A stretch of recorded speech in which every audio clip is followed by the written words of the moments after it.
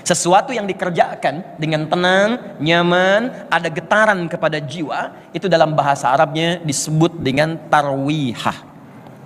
Kalau Anda kerjakan 2 kali, 3 kali, 4 kali, 11 kali, 23 kali, maka dijamakkan kata tarwihah, jamaknya menjadi tarawih.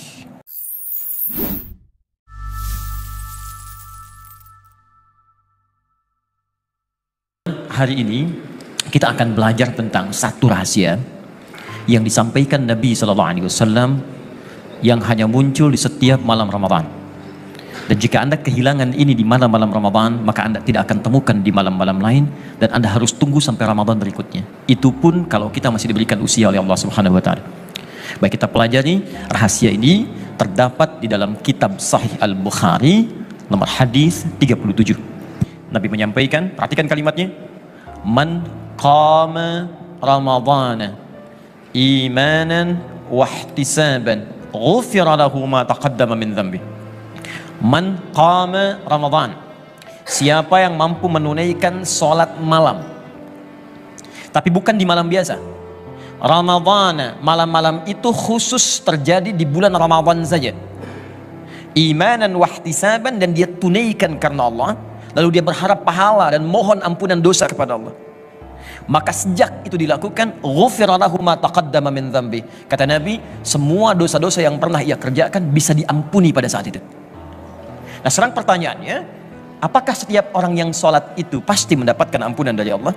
Dan seperti apa sholat yang dicontohkan Nabi sehingga kita bisa meraih apa yang dijanjikan? Itu yang coba kita turunkan dalam episode kali ini.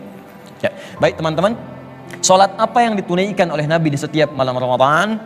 Kita akan lihat dalam keterangan hadis-hadis Nabi yang lain. Kita tanyakan pada ibunda orang-orang beriman, Sayyidah Aisyah radhiyallahu taala anha. Ya, beliau pernah ditanya oleh 3 orang sahabat Nabi. Satu ada sahabat Abdullah bin Mas'ud, yang kedua ada sahabat Ubay bin Ka'ab, dan yang ketiga ada sahabat Hudzaifah al-Yamani radhiyallahu taala anhum jami'an. Bertanya pada Sayyidah Aisyah, bagaimana cara salatnya Nabi sallallahu alaihi wasallam di malam-malam harinya? Apa jawaban beliau? Kata Sayyidah Aisyah, jangan ditanya deh bagus dan panjangnya bacaan salat Nabi. Jadi kalau beliau salat itu tenang bacaannya. Kemudian saking tenangnya aku merasakan kenikmatan berada di belakang Nabi SAW. Bahkan pernah kata beliau saat beliau salam itu, ya aku lihat kakinya sudah bengkak saking menikmati sholatnya. Di keterangan sahabat lain, setiap 2 rakaat beliau duduk dulu tenang, kemudian berdoa kepada Allah sampai terasa getarannya ke jiwa. Sesuatu yang dikerjakan dengan tenang, nyaman, ada getaran kepada jiwa, itu dalam bahasa Arabnya disebut dengan tarwihah. Ya, tarwihah, seakar dengan kata roh, jiwa. Kalau Anda kerjakan 2 kali, 3 kali, 4 kali, 11 kali, 23 kali, maka dijamakkan kata tarwihah, jamaknya menjadi tarawih. Asalnya begini. Maka disinilah kemudian dikenal dengan nama salat tarawih. Jadi tarawih itu asalnya bukan nama salatnya. Ya, tarawih itu sifatnya. Jadi kalau teman-teman misalnya ingin menunaikan salat tarawih, maka contoh nabinya dipopulerkan oleh ulama, tarawih. Apa artinya? Artinya kerjakan dengan tenang. Jangan buru-buru. Ini baru takbir sudah salam. Allahu Akbar, Allahu Akbar, Allahu Akbar, Assalamualaikum. Di mana tarawihnya? Jadi kalau ada seseorang bangun di malam hari, kemudian menunaikan salat, tidak ada getaran pada jiwanya, ini menunjukkan bukan tarawih yang dia tunaikan. Kata Nabi, ada orang hanya sekedar bangun malamnya saja, rubba qa'imin laisa lahu min qiyamihi illa sahar. Tidak sedikit orang menunaikan bangun salat di malam Ramadan, tapi tidak dapat apapun dalam salatnya, kecuali begadang capek saja. Hanya berdiri, takbir, ruku, sujud, selesai, dan tidak mendapatkan apapun dalam salatnya. Supaya materi kita dipahami dengan baik, coba kita diskusi sejenak. Silakan, ada yang mau tanya sebentar? Silakan, Mas Dimas. Assalamualaikum Ustaz. Salam. Yang mau saya tanyakan seputar tarawih nih Ustaz. Itu kan biasanya kita melakukan tarawih itu setelah sholat isya ya Ustaz. Yeah. Nah, tapi karena alasan pekerjaan gitu ya, jadi kita nanti aja lah, pas di tengah malam kita baru melakukan gitu. Tapi kan kita melakukan itu dengan alasan kesibukan pekerjaan. Hukumnya gimana Ustaz? Baik. Teman-teman penting diketahui bahwa sholat yang disunahkan ini disebut dengan qiyamul lail, atau dalam hadis Muslim nomor hadis 749 disebut dengan sholatul lail. Sholatul lail, ya, sholat yang ditunaikan di malam hari. Nah, malam itu disebut dengan lail, batasnya adalah dari mulai ba'da isya sampai dengan menjelang ke fajar. Ya, menjelang ke fajar. Jadi tunaikan dari ba'da isya menjelang ke awal datangnya fajar. Itu disebut dengan lail namanya. Batasnya membentang jauh. Jamaknya disebut dengan layali. Lail, lela, lili, lala, layali, itu malam. Ibu lela, ibu malam-malam itu kan. Nah ini baik. Nah dari sini kapan waktu yang terbaik menunaikannya? Banyak contoh dari Nabi. Ada yang mengerjakan langsung ba'da isya, masuk masih malam. Kalau nanti ada kesibukan misalnya jam 8 masih sibuk, jam 9 saya masih terjebak macet, saya sampai rumah tiba-tiba misalnya jam 12, boleh nggak tunaikan jam 1? Boleh, karena masuk kategori lail, malam. Dan sering didapati Nabi pun seringkali mengakhirkan sholat di malam hari untuk mendapatkan kekhusyuan. Beliau istirahat ba'da isya, pulang kemudian ke rumahnya, tengah malam kadang-kadang bangun, nah di malamnya itulah beliau menunaikan sholat malamnya. Dan itu banyak tersebut dalam hadis. Apa manfaatnya? Buka Quran surah ke-73 ayat yang ke-6. Ya, paling kanan di sebelah bawah. Ya Allah sampaikan, inna nasyi'atal laili hiya ashaddu wat'aw wa aqwamu qila. Sungguh bangun malam itu, jika Anda bisa lakukan itu semua, maka saat bangun malam itu getaran kejiwanya akan terasa kuat, dan setiap apa yang dibacakan itu menyentuh ke dalam hati kita. Dibeda salat malam dengan salat siang. Anda bangun malam hari, suasananya lebih beda. Makanya kata para ulama, kalaupun Anda ingin akhirkan kemudian salat itu sampai dengan ke malamnya, itu boleh dilakukan dengan catatan bukan karena malas dan menunda-nunda. Ya, karena urgensi yang diperkenankan oleh syariat. Baik. Ada yang lain? Bismillahirrahmanirrahim. Assalamualaikum warahmatullahi wabarakatuh. Saya Dita Ustadz. Gini, kalau misalkan saya datang ke masjid untuk mengikuti sholat tarawih berjamaah, tapi saya datangnya terlambat. Jadi pada saat saya hadir itu sholat jamaah sudah dimulai, tapi saya belum menunaikan sholat isya. Nah itu gimana Ustadz? Apakah saya harus menunaikan sholat isya terlebih dahulu sendiri, atau boleh diakhirkan sholat isyanya? Terima kasih. Wassalamualaikum warahmatullahi wabarakatuh. Nah, sekarang pertanyaannya, Ustadz, kalau saya datang terlambat ke masjid karena kondisi yang memungkinkan demikian, maka apa yang diawalkan isya atau tarawihnya? Tetap awalkan isyanya terlebih dahulu.